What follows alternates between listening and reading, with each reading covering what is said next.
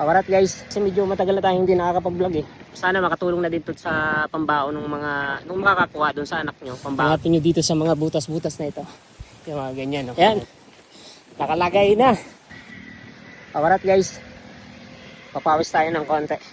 Pero mamaya pagdaan natin doon sa Regino Youth Elementary School, mag-iiwan tayo ng kunting pabaon para doon sa mga bata.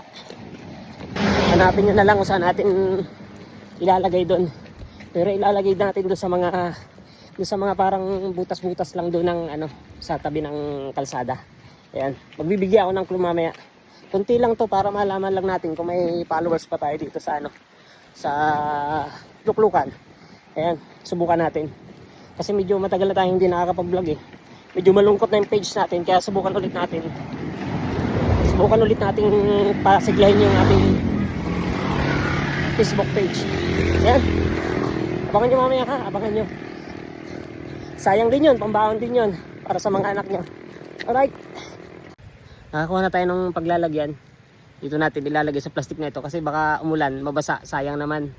Ayan ha, abangan nyo mamaya, wait lang. Lalagay tayo ng pera. Ito, 300 lang to. Subukan lang natin kung may followers pa tayo dito sa sa Luklukan na nanonood ng mga taga dito sa Facebook page natin. Kaya sana i-share nyo para dun sa malapit dun sa Luklukan, siya yung unang makakuha. Right? Konting pahinga muna tayo dito. Ito na. Oh, 300 lang to pero sana makatulong na dito sa pambaon ng mga nung makakakuha dun sa anak nyo, pambaon ng mga anak nyo. Right? Abangan nyo na lang kung saan natin mamaya ilalagay. Okay?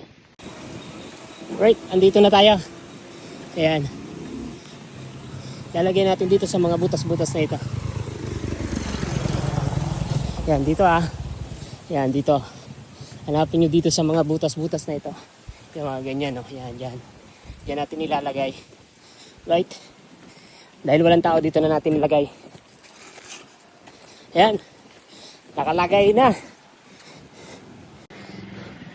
Ayan Sana may makakuha. Sana may makakuha dito. Alright? Sayang to. Una-unahan na lang. Ayan, dyan yung hanapin. Sa mga butas-butas na yan. Regino Youth Elementary School.